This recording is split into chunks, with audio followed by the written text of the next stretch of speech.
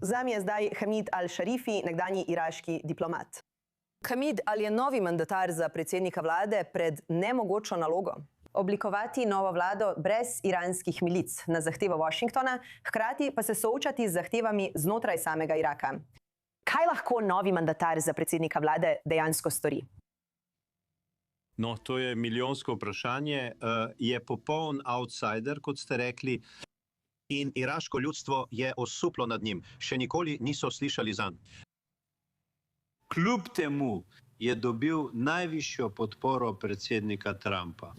In ima zelo visoko mnenje o njem in misli, da lahko naredi čudeže v Iraku. In resnično zelo smo optimistični. Tako da, veste, tako je. Ja, zakaj pa ne? Tako da mislim, da osebno prvič, ker zaznavam občutke iraškega ljudstva, saj sem z njimi v stiku prek družbenih omrežij od severa do juga. Zato mislim, da moramo biti optimistični. Ampak kako? Mehanizem, kako se boste znebili iranskega vpliva v Iraku? To je iranska okupacija Iraka. Torej, on je mlad moški, poslovnež, nikoli ni bil v politiki, a kljub temu so mu naložili veliko breme. Zdaj od njega zahtevajo veliko. Kdo pa ga je predlagal? Maliki. Maliki je najbolj osovražena oseba v Iraku. Maliki je del marionetne vlade, ki jo vodi Iran. Zdaj ga predlagati in dobiti odobritev predsednika Trumpa, to je zame nekaj novega in tudi za mnoge med nami. Ampak upajmo, da mu bo uspelo. Kako mu lahko uspe? Milice, ali jih lahko nadzoruje? Mi. Ali lahko nadzoruje Malikija, Malikija in ostale iz skupine, ki so ga predlagali? To je uganka. Soočamo se z zelo težko situacijo.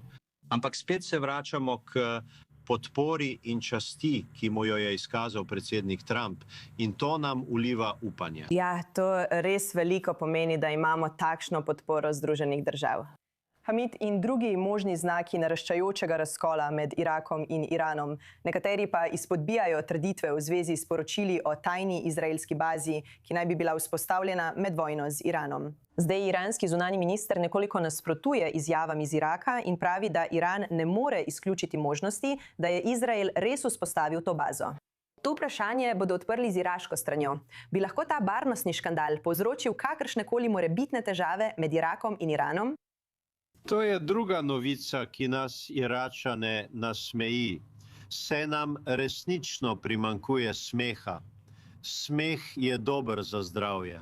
Če spremljate družbena omrežja Iračanov, se smejijo, šalijo in posnemajo vse to.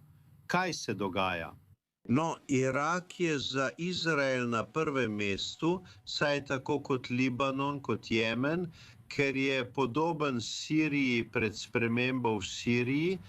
Torej je Izrael v vojni z Iranom, Irak pa je zaledje Irana. Zato sem prepričan, da imajo v Iraku neko vojaško operacijo, da bi branili ljudi v Izraelu pred Irakom. Ne poznam natančnih podrobnosti te operacije, vendar sem prepričan, da so imeli neko nalogo, ki so jo izpolnili in na to odšli. Tako je bilo po poročanju medijev, saj tako so Izraelci povedali o tem. Drugače pa Iran in kar so rekli Iračani, sami Iračani pravijo, da ne vedo, kaj se dogaja. Vidiš, niti svojega dvorišča ne morejo nadzorovati. Torej je zelo zapletena situacija. Vsekakor je bedno zapleteno, ko gre za to regijo. Hamid al-Sharifi, lepo, da ste bili danes z nami na i24 News English. Hvala za vaš pogled. Najlepša hvala. Hvala.